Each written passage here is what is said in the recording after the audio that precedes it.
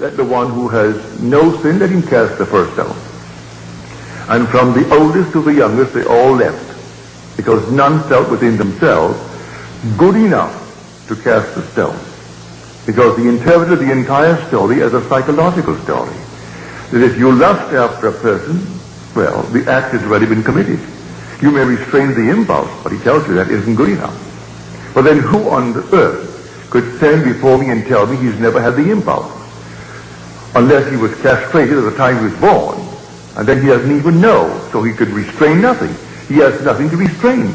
If he was removed at birth from the possibility of lusting, but if he was not removed at birth from that possibility, let him stand before me and tell me that he has never lusted. And I will say, well, you're a liar. As far as I'm concerned, you're a liar. Whether you be male or female. And so, that you've never had the impulse to get even. Don't tell me you haven't.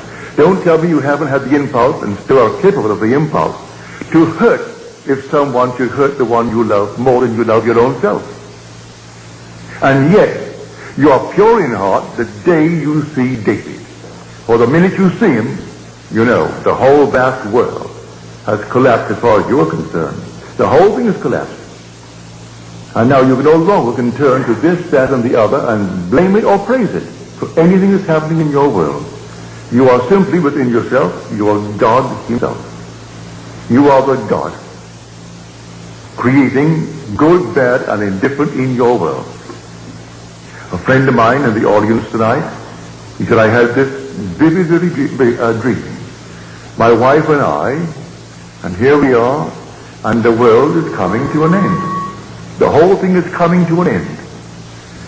It began to shake. A wind, the unearthly wind came up, and then the rain like a flood, and then the earth is shaking. And I said to myself, well, the earth has gone out of orbit.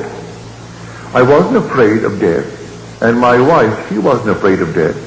But I thought the whole thing was simply coming apart and coming to an end. That's a wonderful adumbration. Read it in the 13th chapter of Mark. Read it in Matthew. You see these buildings? Not one stone will be left standing upon the other, but it will be turned down. That's when the Son of Man is coming. That's the end of the age. Well, in your case, you had a most wonderful adumbration. And you're not given these adumbrations when you're far removed from the actual event. And this thing happens to you, be watchful. It's coming. This is simply a foreshadowing in a not altogether a conclusive way, no, the way you saw it. But when it happens, when the whole thing collapses, and the ideas by which you lived in the past, you no longer can live by them. You just can't live by them. Nothing external, the whole thing is internal. The whole drama of life is a psychological drama. And now you know it. So your vision is perfectly marvelous, perfectly wonderful. Others are finding themselves interwoven in their lives. 2 and 3 and 4 together, all interwoven as though this thing has been going on over and over again. It has been going on. Before the world was, we were one, and yet individualized. We were brothers, greatly in love, a love beyond the wildest dream of man. And we deliberately and purposely came down into this world of horror for a purpose. And as the poet says, when we are so curious about why are we here, he said, be patient. Our playwright will show in some 5th act what this wild drama means.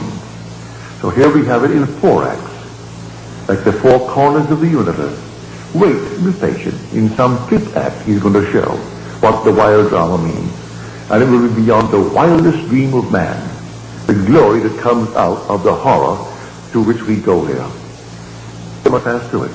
You and I agreed to dream in concert, and we haven't violated that place. We still dream in concert. So we can share the same room, share the same events, see them a little bit differently because through different eyes, but the same event. You see it just a little shade differently. So when you read Scripture, don't take anything for granted. For this simple little statement, I have heard so many ministers from the pulpit take that 6th beatitude And they made, the strangest thing out of it. They frightened the people to death. But they went through their door after the service, and they wondered how on earth would I ever see God. For they knew in the depths of their soul, if they had to be pure, as he pointed out what you had to be, well then you could never see God. But you'll never see him, say you see him through the Son. Because you are spirit. You don't look into the mirror and see God. You see him in his Son. Thou art my Son. Today I have begotten thee. And as you're told, scholars are not convinced that the second psalm is that of David. But read the 4th chapter of the book of Acts. And you say, O sovereign Lord, creator of the heavens and the earth and the seas and all therein, who by the mouth of our father David, thy son, did say, then he quotes the second psalm. If you want any confirmation as to who actually wrote that second psalm, read the 4th chapter of the book of Acts, which is written by the author of the book of Luke. And in the book of Luke, you read the words in the 20th chapter. Why did David in the Spirit call him Lord? If David thus calls him Lord, how can he be David's son? For in calling him Lord, he confessed he was his father, not his son. And now this is written by the Son, as told us in the 4th chapter of Acts, and first revealed in the 2nd chapter of the book of Psalms. And I will tell of the decree of the Lord. He said unto me, Thou art my Son. Today I have begotten thee. So here the drama is really in you. The whole drama is in every individual in this world. And it simply only unfolds in man. And when it unfolds in man, what in this world is worth more than the unfolding of the drama in you? If you own the whole vast world, you wouldn't leave it. For this will all vanish anyway. So what does it matter if you own the whole thing? But one thing they can't take from you is the being that you really are. That essential being is God. But if you don't know it, well then it's like a fabulous fortune of which you are totally unaware. Therefore it is non-existent. It means nothing to you if you're totally unaware of it. But when you are aware through the Son that you are God the Father, then you are set free. For if the Son sets you free, you are free indeed. Now he said, I will be with you a little longer, and then I go to him who sent me. Yet he who sent me has never left me. He and I are one. Oh, do show us, oh Lord, show us the Father. I have been so long with you, and yet you do not know me, Philip. He who has seen me has seen the Father. If you see me. But then who are you who is speaking? At one moment, if you read Scripture properly, he is speaking in the capacity of the Son, therefore David is speaking. At another moment, he is speaking in the capacity of Father, and therefore it is the invisible Spirit speaking. But no one has ever seen him. Who can say he has seen him?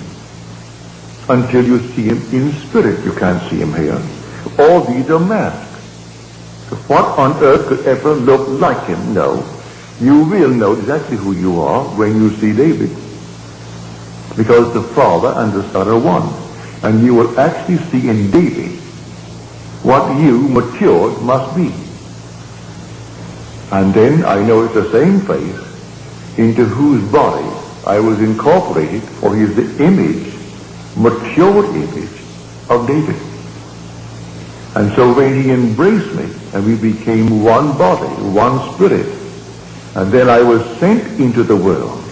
From that moment on, though I still looked like Neville, the Neville that was before, and still look like that same Neville now, it is that being into whose body I was incorporated, and with whose spirit I became one, that David recognized and called me Father. For he who is united to the Lord becomes one spirit with him. And so there's only one being resurrecting. So the resurrection is not over, it is taking place. And so he said to Timothy, there are those who preach the resurrection is past. They are misleading people and turning them from the faith. As he came into his letter to Timothy, because he said, the time for my departure has come. I have finished the good work. Well, now he must tell Timothy not to fall into that trap and teach that the resurrection is over. It has begun, but it is taking place in everyone and must take place in everyone. So the Christ of whom he spoke is that universal Christ that is buried in everyone.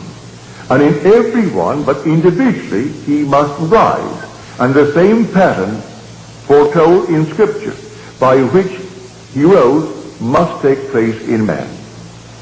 He came out of one place where he was buried, and there's only one place, and it is named skull. Luke does not minimize the word, neither does John. Even though he will give you the word Golgotha, he'll translate the word Golgotha. Golgotha means skull in Hebrew. But in some translations, they don't even give you the Hebrew word. They say, and he was crucified and buried on Golgotha. So there's only one place you're ever going to rise. And you aren't going to rise in Forest Lawn. You're going to rise out of your own wonderful skull while you're walking the earth. That's where you're going to rise. Save your money if you're planning any little plot to bury the little body, for you aren't going to rise there. In fact, you will never be taken there. Let them destroy this body, let them turn it into ash. It means nothing. You will still be in that immortal skull where you were buried in the beginning. And from that skull, you're going to rise. And all the imagery of Scripture will surround you when you rise. And then will come this wonderful unfolding pattern, for there's only one pattern, that must repeat itself through the indwelling in man of Jesus Christ. Were he not in us, then he could not repeat the drama. But the same thing as told in the gospel, that same drama unfolds itself in the individual. And he is the Lord who is the Father of the only Son, and that Son is David. So when you read the story, if you have a concordance, and I recommend if you don't have one, and you plan ever to get one, the best that I know of is Strong's Concordance. It's exhaustive. It has every word. Don't buy the metaphysical concordance and or the metaphysical dictionary and these things. That's all, well, speculation. This is simply the original term, translated in the original meanings of the word used when it was first put into the scroll. Now you can take from this many definitions. For instance, we took tonight the word see. Well, one definition given in concordance, in Strong's Concordance, is to show self, to experience. Well, to experience, David, is to see. But you must experience it. Not hearsay, it must be an experience. So that is to see. And so he who sees the Son, then knows the Father. If you knew me, you would have known my Father. And yet I and my Father are one. So, to experience, David, is to know God. And you know God as the Father of the one that you are now looking at. And the one looking at him is yourself. And you feel that father-son relationship. Now, that is completely in conflict with the whole vast Christian world concerning the story of Jesus Christ. And yet I've been sent to tell it. Tell it not as hearsay, but tell it as experience. And so I share it with you. And not eternity could ever deny it. Because you're going to have it just as I have told you. You're not going to bury it at all, because there's only one pattern, and that pattern will unfold within you. And when it unfolds within you, you will depart this world that is a police state. And maybe I will still be there, giving these sumptuous dinner parties, not more than 8. And 8 is the number of resurrection. There were 6 guests, and 6 is the number of man. And 8 is the number of resurrection. So the 6, which is man, now will be set free. So here this sumptuous, wonderful dinner. And not one can fail, because as I'm telling them the way of escape, they were at that very moment already at their destination. So not one who came to search the house could ever find one of my guests. And as they came, the butler announced the officers are here, and out my guests would go behind the tapestries and the panel wall into their quarters. And then that very night, always the night of the banquet, they escaped. And that was the vision. So I tell you, it's a true vision. You bring it back, and you know, and she says, strangely now, I knew them and I was there in the vision.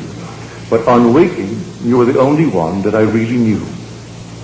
The others were there for a purpose, and you were playing a part that came from above. For the whole thing was organized and dictated and controlled from above. And there you sat and explained the procedure of departure. And yet, as you told them, they were already at their destination. So no one could have found them anyway. But they went through the means of searching the house. And they came several times in the interval, but always at the end of a banquet. Then got guests. There were always 6. They left. And they were set free from this police state. For this whole vast world, whether it's behind the Iron Curtain or outside of the Iron Curtain, we are still in a police state. The whole thing. And it's an escape from this world, this age, into that age, where I played the part of the gateway, explaining how it's done. Well, I'm explaining it now to you, how it's done. You are here dreaming the dream of life. And the day will come, and come suddenly, like a thief in the night, no warning. You will have adumbrations, like my friend, with the world coming to an end, and the whole thing is taking place around him. You will have an adumbration like that, or something similar. But the actual thing, when it does happen, will take place all within your skull. And a vibration that you think, or you will interpret it to be final. You wonder how you could ever survive what is taking place now. And then, instead of dying, you awake for the first time that you can ever remember, a true awakening. And you awake to find that you really are in Golgotha. And that's where you are. And then you know at that moment what is taking place. And you come right out to find the wise ones present. And they find the infant child, just as you're told. And as Scripture tells you, but people skip over the word sign. And this shall be a sign unto you. But you go to church this coming Christmas, and they'll have the little sign, but they don't call it a sign. They call that the fact. And people will bow before the little child. The child is only the sign of your redemption. You were the one who awoke. You were the one who were born from above. And you are the one of whom the evangelist wrote. That Christ in you is the one of whom they speak. And the whole thing is told there, you experience, and the whole story is your story. But as you read it, and as it's interpreted by those who talk from the pulpit, you will never know it. And they wonder why they are still so confused today. It will go on and on and on, until actually man comes to the truth of it all. And he comes to it from within himself. So to go back, if you have the concordance, don't take anything for granted. Just simply turn to the word, look it up. You need not know one word of Greek or one word of Hebrew. It gives you a number. You look up the number. If it is in the Old Testament, you look up the section under the Old Testament for definition. If it is in the New, you turn to the Greek, and you look it up under the Greek. And it takes the number. It will show you the Greek word and the pronunciation of the word. But you need not bother with that. Look up the number, then take the definition as given you, not in Greek. It defines it in your own tongue, in English. And you will see how many definitions of the one simple word are there, and why they chose the one that they did. So, blessed are the pure in heart, for they shall see God. And the pure in heart is simply the consequence, not the condition for seeing God. Seeing God produces automatically, instantly, the pure heart, which is nothing more than the purging of the mind of all beliefs in secondary causes, clearing the mind of all obstructions, leaving you completely alone, that God is all that there is, and all is God. Now let us go into the silence.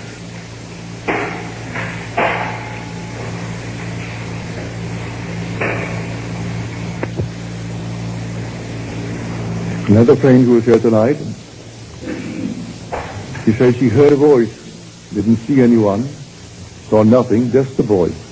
The voice said to her, "You will be called and sent, and you will not return. You will be sent into," well, that's scripture. You will be sent while you are here. You have a long time here. But you will not return, not only here, but return to this age, whether it's beyond the so-called grave or not. You will not return to this world, terrestrial world. But you'll be sent in pairs, but you're told that in Scripture. And they came back, the 70, but they're all sent out in twos.